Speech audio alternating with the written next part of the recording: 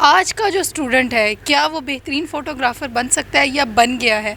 लोगों ने ये किया हुआ है कि वो सिर्फ शॉर्ट मनी देखते हैं कि यार मुझे यहाँ से पैसा मिल रहा है, उससे आगे वो जाने को तैयार नहीं होते हैं। जितनी देर स्टूडियो किया मैं बच्चों को कैमरा दे के ख़ुद लाइटें सीधी करता रहता था कि यार कॉन्फिडेंस आपको तभी आता है जब आप कैमरे में क्लिक कर लेते हैं। अब उस पेस के अंदर जो है ना इक्विपमेंट नया से नया आ गया, जूँ इक्विपमेंट नया आ रहा है आपके लिए कन्वीनियंस होती जा रही है। जितनी आपके लिए कन्वीनियंस होती जा रही है उतना कंपटीशन बढ़ता जा रहा है। बिस्मिल्लाहिर्रहमानिर्रहीम, अस्सलाम वालेकुम नाज़रीन। उस्ताद तो देखे हैं लेकिन ऐसे उस्ताद बहुत कम होते हैं जो अपने स्टूडेंट्स को सिखाते रहते हैं और कभी भी ये नहीं कहते कि आप लोगों ने गलती की है, बल्कि वो कहते हैं ठीक है गलती की है, आगे भी बढ़ो।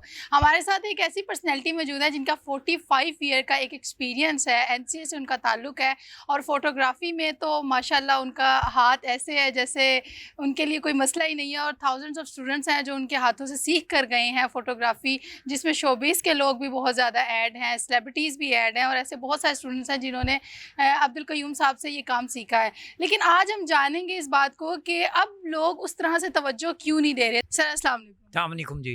कैसे हैं आप? अल्लाह का शुक्र, ठीक ठाक बिल्कुल। सर सबसे पहले तो थैंक यू सो मच, आप आए हैं और हमारे लिए बड़े ऑनर की बात है कि इतने अच्छे उस्ताद आज हमारे साथ बैठे हैं। कैसा चल रहा है सब? करम अल्लाह का, ठीक ठाक, फर्स्ट क्लास बिल्कुल।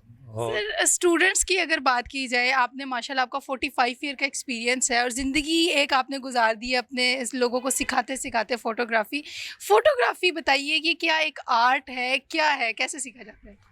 मतलब ये दो चीज़ें शामिल है इसके अंदर, आर्ट भी है और साइंस भी है। साइंस भी है।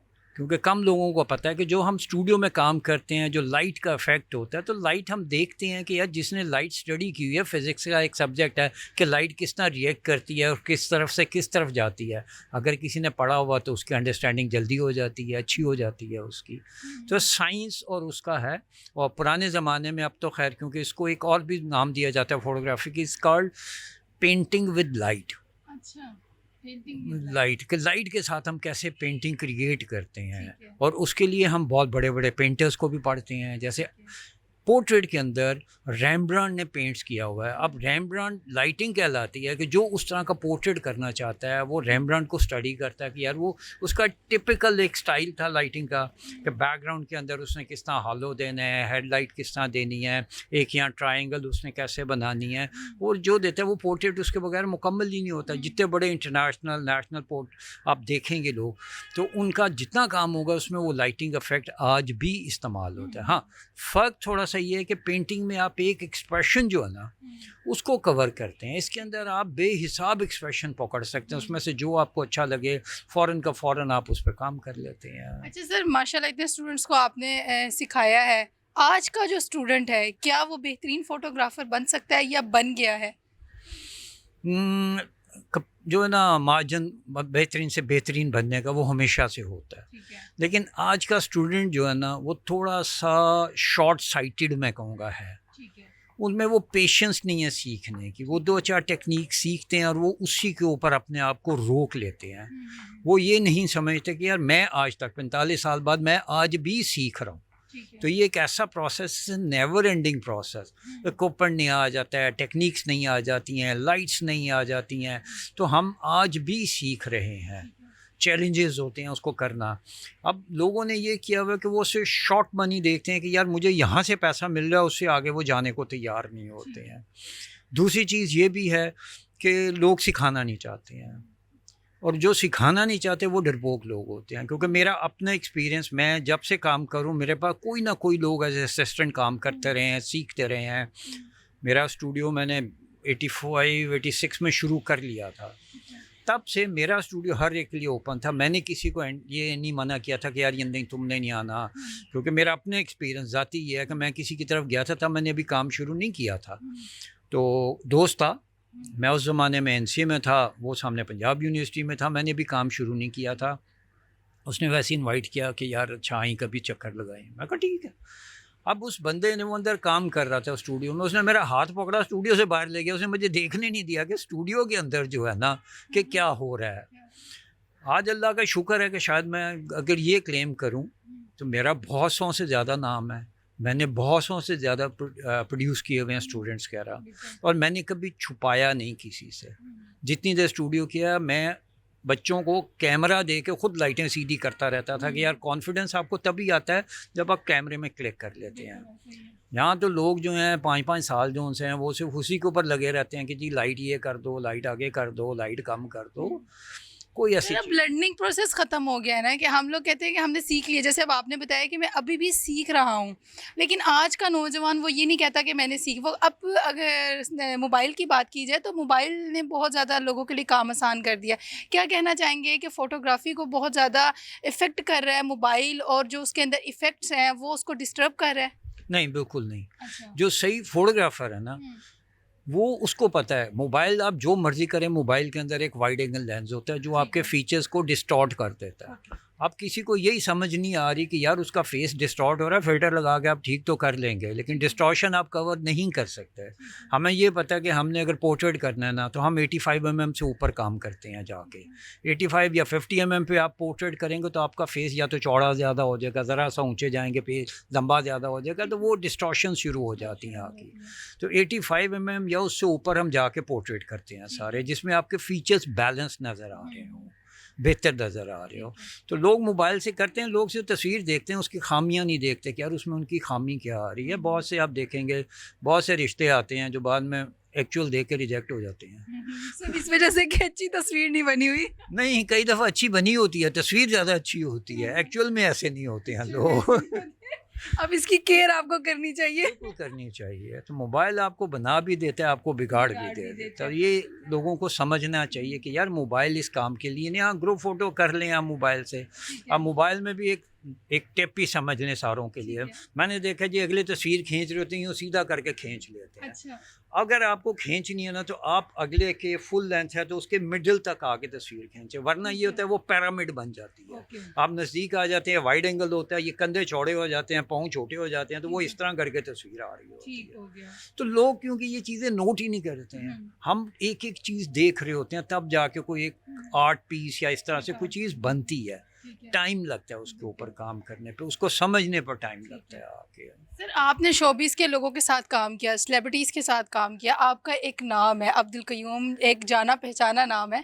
तो सबसे ज़्यादा जो एक एक्सपीरियंस था काम करने का और बड़ा मज़ा आया उन लोगों के साथ काम करके, अब ऐसे लोग मौजूद हैं जिनके साथ काम करने का उस तरह से मज़ा नहीं आता, कोई शेयर करें?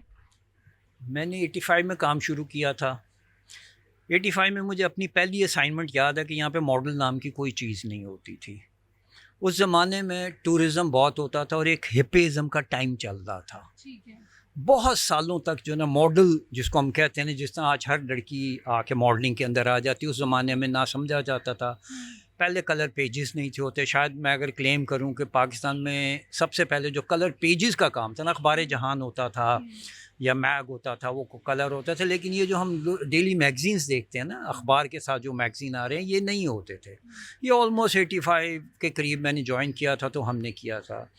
मैं ये भी क्लेम कर सकता हूँ कि मैं शायद पहला क्वालिफाइड आदमी था कि जो किसी प्रॉपर इंस्टीट्यूट से फ़ोटोग्राफी पढ़ के आया था और मैंने फ़ोटो जर्नलिज़म को ज्वाइन किया था और मैं इस फील्ड में आया था। खैर, वो पहली कैंपेन हमने की, वो एक्सपीरियंस ऐसा था कि हमें कुछ नहीं समझ आ रही थी। तो यहाँ पे सड़क के ऊपर ना हिप्पीज़ बहुत आते होते थे। इंटरनेशनल होटल होता था माल रोड पे, जिम खाना के अपोजिट, उधर बसों की बसें खड़ी होती। हमने सड़क से एक कपल उठाया, उनको नहलाया धुलाया, उनकी कटिंग कराई, मेकअप कराया और उनका शूट किया।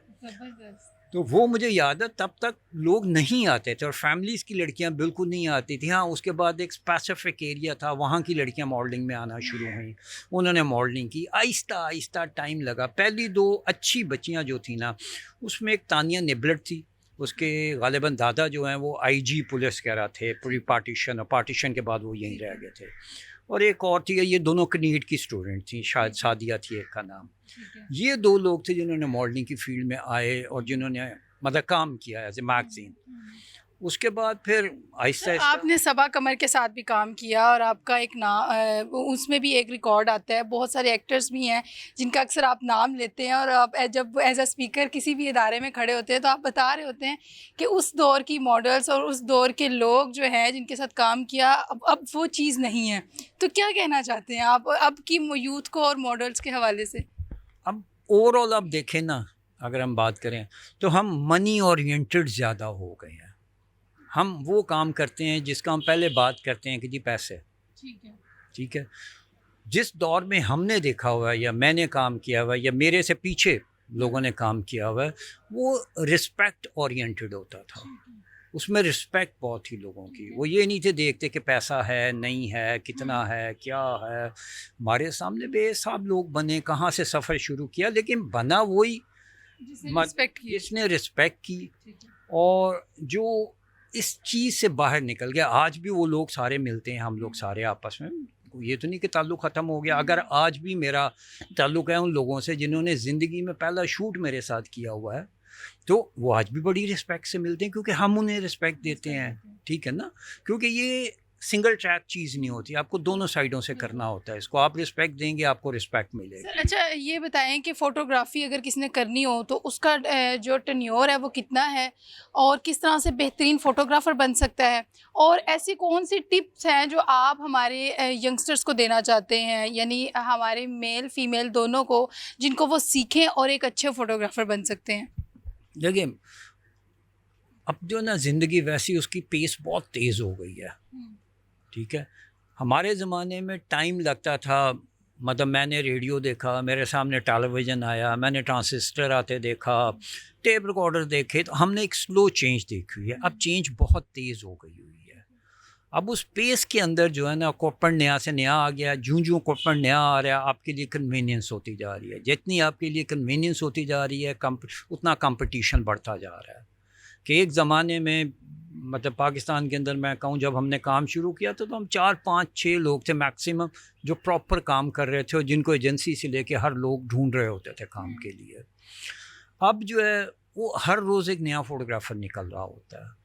अब एक रैट रेस लग गई हुई है कि यार इक्विपमेंट की बेस पे बात करते हैं। इक्विपमेंट सेकेंडरी चीज़ है। पहली चीज़ ये कि आप फ्रेम किस तरह देखते हैं और आप उस इक्विपमेंट का बेस्ट यूज़ किस तरह करते हैं। ठीक है, इक्विपमेंट तो कोई भी ख़रीद लेगा। अब टाइम अगर आप बात करें तो मैंने तो 45 ईयर्स गुजार ली हैं और मेरा अपना, हो सकता है मैं गलत हूँ, असेसमेंट मेरी गलत हो, लेकिन मेरे ख़्याल में अभी जो टेन्योर है ना एक फ़ोटोग्राफ़र का, अगर वो अपने आप को स्टैटिक रखता है तो वो 5-7 साल से ज़्यादा का नहीं है। ठीक है, जब तक वो अपने आप को अप टू डेट नहीं करेगा चीज़ों के साथ। और सर कोई टिप, कोई मैसेज आप जो देना चाहें? मैसेज यही है कि भाई पेशेंस सबसे ज़्यादा और रिस्पेक्ट, ये 2 चीज़ें करेंगे। अगर आप पैसे के पीछे भागेंगे तो पैसा तो ज़लीलो ख्वार करा देता है आपको। तो जितना कम भागें उसके पीछे उतना बेहतर। हाँ, काम के पीछे भागें, पैसा खुद ब खुद आपके पास आ जाएगा।